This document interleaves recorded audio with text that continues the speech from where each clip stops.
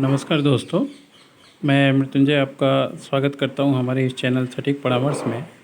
और आज हम लोग बात करने वाले हैं एडमिशन से रिलेटेड बिजनेस के बारे में कि किस तरीके से ये बीएड, बीपीईएड, एमएड या डीआईएड का ये जो सेशन होता है, जैसे अभी 25 से 27 का सेशन चल रहा है, और एनसीईटी रिकॉग्नाइज जो भी यूनिवर्सिटीज़ होती हैं, नैक प्लस गवर्नमेंट और यूजीसी अप्रूव्ड, इसके साथ किस तरीके से आप ये बिज़नेस कर सकते हैं, और अभी जो लोग बिज़नेस कर रहे हैं किस तरीके से बिज़नेस कर रहे हैं।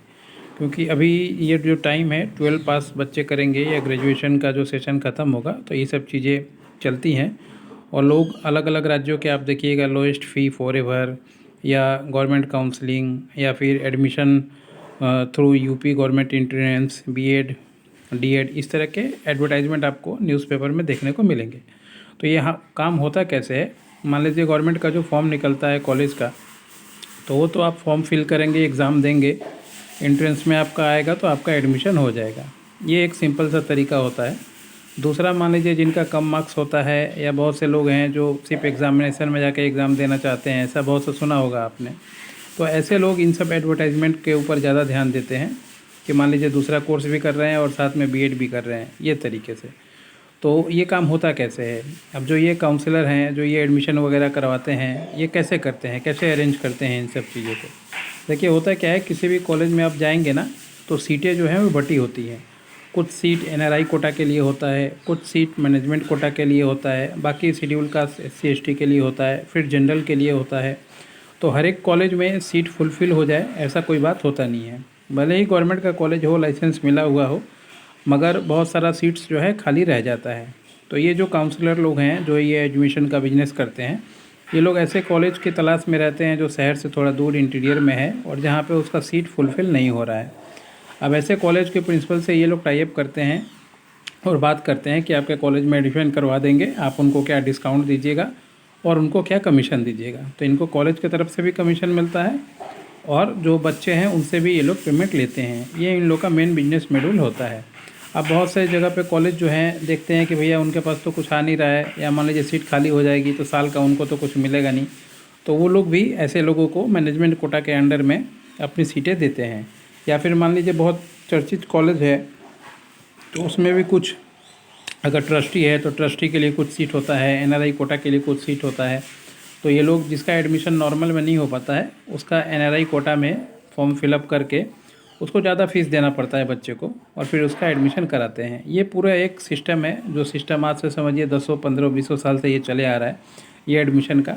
और इसी तरीके से ये एडमिशन जो है होता है। आपको दिख जाएगा लोकल पेपर में, आप किसी भी स्टेट में रहते हैं, अपने लैंग्वेज का पेपर आप खरीदिए तो रजिस्टर्ड ईयर सेल्फ बोल के ये दिख जाएगा, section 25, UGC approved, NCET recognise, NAAC plus government university through for admission, ये सब चीज़ें आपको दिख जाएंगी। तो आपका काम है, पहले 2-3 चीज़ें आपको ध्यान में रखना है कि जिस कॉलेज में आप एडमिशन ले रहे हैं उस कॉलेज का थोड़ा वेरिफिकेशन कर लीजिए कि पहले का क्या रिकॉर्ड है, कितने बच्चे पास आउट हो रहे हैं, उनका क्या पोजीशन है, और कॉलेज का जो रजिस्ट्रेशन है वो गवर्नमेंट से, यूजीसी से, एनसीईटी से अप्रूव्ड है कि नहीं है। क्योंकि ये सारा कुछ दिख जाता है। आप यूजीसी के वेबसाइट पे भी जाएंगे या नैक के वेबसाइट पे जाएंगे या एनसीईटी के वेबसाइट पे जाएंगे तो ये कॉलेज दिख जाएगा कि परमिशन है कि नहीं।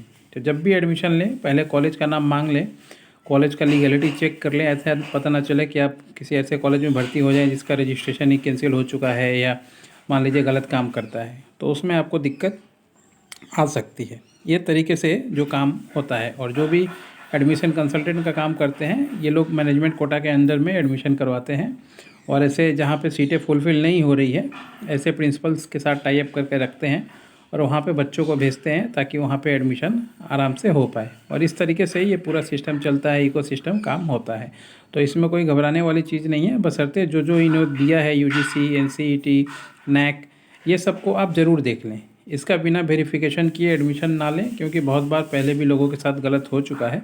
और उस स्टेट का क्या एजुकेशन रूल पॉलिसी है, क्योंकि स्टेट गवर्नमेंट रूल पॉलिसी बनाती है, वो भी थोड़ा देख लें। क्या वो डिस्टेंस में अलाउ कर रहा है या अटेंडेंस पे अलाउ कर रहा है, कि या फिर मान लीजिए एक बार में आके एग्ज़ाम देना है। ये सब चीज़ें थोड़ी ध्यान में देने वाली चीज़ें होती हैं जो आपको ध्यान में रखना चाहिए। बाकी इससे रिलेटेड और कोई मैटर हो तो हमारा जो नंबर है के नीचे दिया हुआ है, सटीक परामर्श बोल के, जीरो वाला, इस पर आप लोग व्हाट्सअप कर सकते हैं। आज के लिए इतना ही, धन्यवाद।